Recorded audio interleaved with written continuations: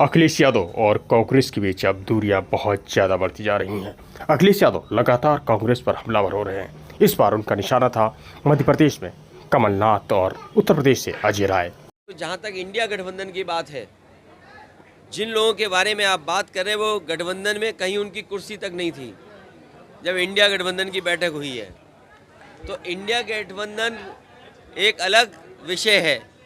और मध्य प्रदेश में क्योंकि समाजवादी पार्टी से बातचीत हुई थी, समाजवादी पार्टी को जो पहले से हमारी पार्टी और संगठन के प्रत्याशी जीते हैं या जहां पर हमारी पार्टी ने अच्छा वोट पाया है, उन्हीं पार्टी सीटों पर हमारी बातचीत हुई थी। अब ये कांग्रेस बताएगी क्यों नहीं हुई, वो बात ख़त्म हो गई अब।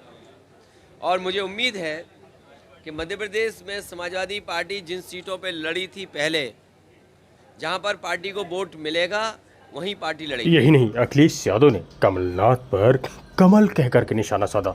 उन्होंने कहा जिनके नाम के आगे कमल हो, सोच सकते हैं कि वो क्या बोलेंगे। अखिलेश कौन है? अखिलेश तो है ना।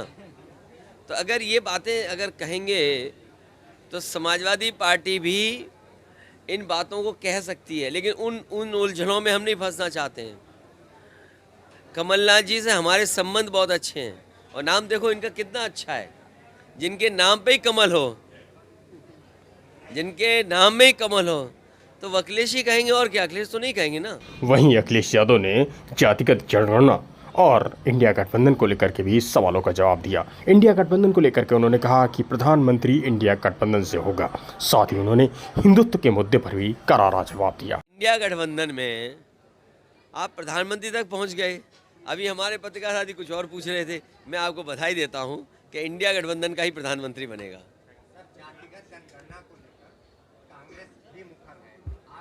क्या बात है, इतने सीनियर जर्नलिस्ट हो, मुझे उम्र से आप लग रहा है कि आप सीनियर जर्नलिस्ट होंगे।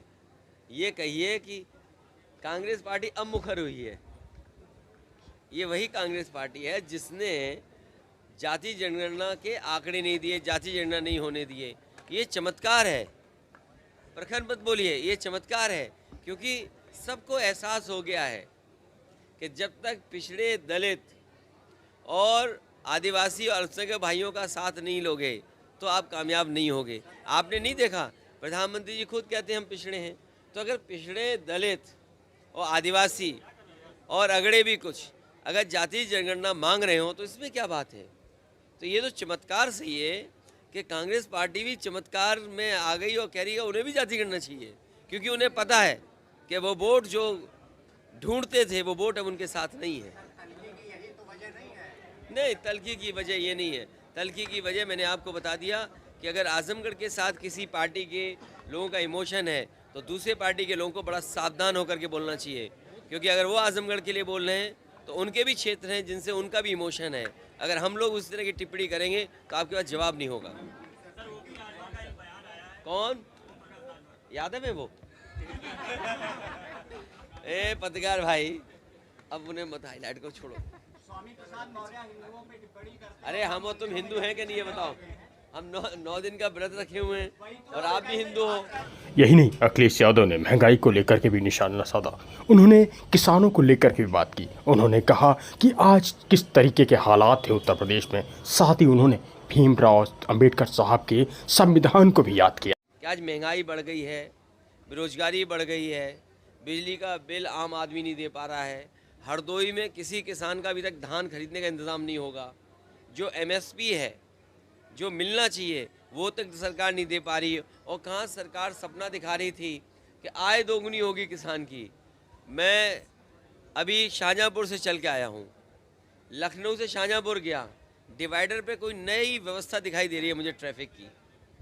शायद यहाँ भी सड़क में वो ट्रैफिक की व्यवस्था देख रहे होंगे। तो सोचिए, अगर ट्रैफिक व्यवस्था का सब इंतज़ाम किसी के हाथ में चला जाएगा तो लोग मरेंगे कि नहीं मरेंगे? हरदोई में भी लोग मरे होंगे।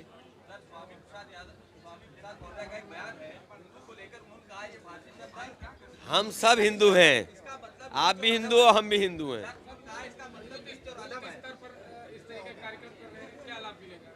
ये देखिए, लाभ ये है कि हमारा कार्यकर्ता जागरूक है और उसको समझ में आना चाहिए कि बीजेपी के आने से बाबा साहब भीमराव अम्बेडकर जी का संविधान खत्म हो जाएगा। अभी आपने जिला पंचायत चुनाव देखे होंगे, एमएलसी के चुनाव देखे होंगे। अब ये बात मुझसे मत पूछना कि सदस्यों को कैसे उन्होंने वोट ले लिया, बीडीसी लोग कैसे वोट दे देते हैं, और किसी का पर्चा कैंसिल हुआ, किसी का पर्चा छीन लिया गया।